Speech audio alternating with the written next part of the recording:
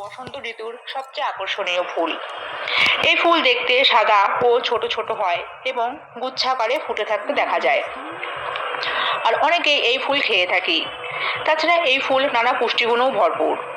এতে থাকা vitamin A, B one, B two, বি3, vitamin C, calcium, iron, phosphorus, magnesium সহ প্রভৃতি।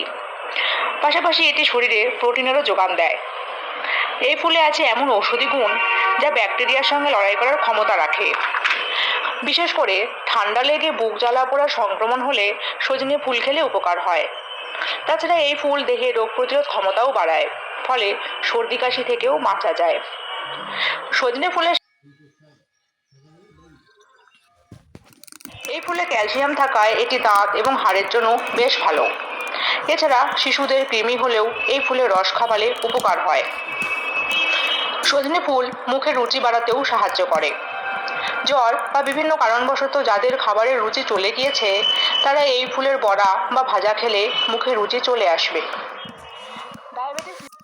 আজকের আপনারা সজনে ফুলের ভাজা এটা আপনাদের দেখাবো। তার আগে ডাক্তারি উপকারিতা তো জানলেন, কীভাবে ভাজা হবে আপনারা দেখতে থাকুন। পাখাটা ধরিয়ে প্রথমে কড়াতে তেল দিলাম, এবার একটু জিরের ফোড়ন দেব,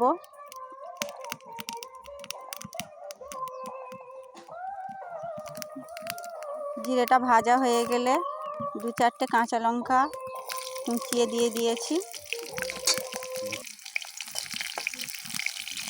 কাঁচা লঙ্কাটা একটু ভেজে নিয়ে এবার সজনে ফুলটা দিয়ে দেব।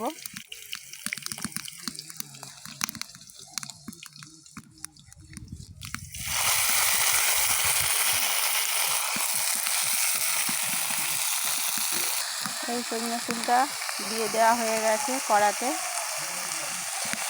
এবার খুন্তি দিয়ে নেড়ে নেব।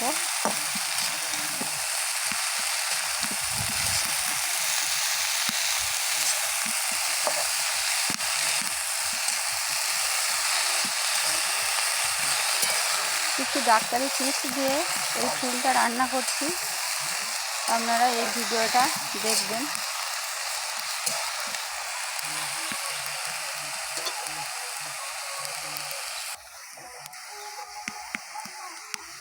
এবার একটু লবণ দিয়ে দেব, একটু হলুদ দিয়ে দেব, দিয়ে নাড়াচাড়া করে নেব।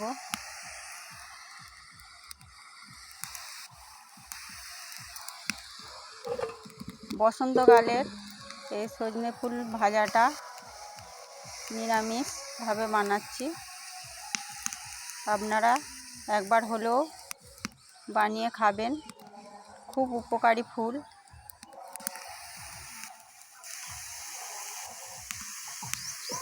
বাড়িতে অসুস্থ বাচ্চা থাকলে এই ফুলটা অবশ্যই বড়া বা ভেজে বা তরকারি চচ্চড়ি করে খাওয়াবেন, খুব উপকার পাবে। বাচ্চা থেকে বড় বয়স্করা সবাই এই ফুলটা উপকার পাবে খেলে।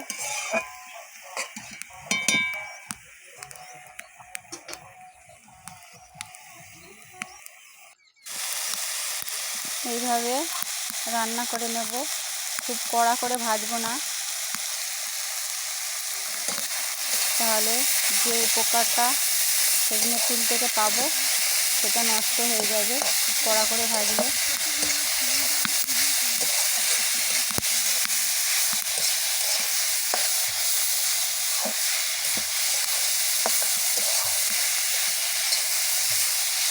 সজনে ফুলটা এবার প্রায় ভাজা শেষ হয়ে গিয়েছে। এইভাবে একটা থালাতে নামিয়ে নেব এই ভাজাটা। তাহলে এই ডাক্তারি টিপস আর এই সজনে ফুল ভাজাটা কেমন হয়েছে কমেন্ট করে জানাবেন, আর লাইক, শেয়ার, সাবস্ক্রাইব করতে ভুলবেন না।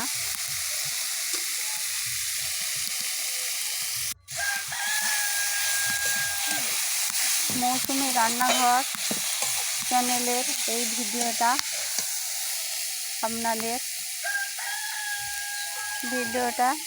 এইখানেই শেষ করলাম। নমস্কার।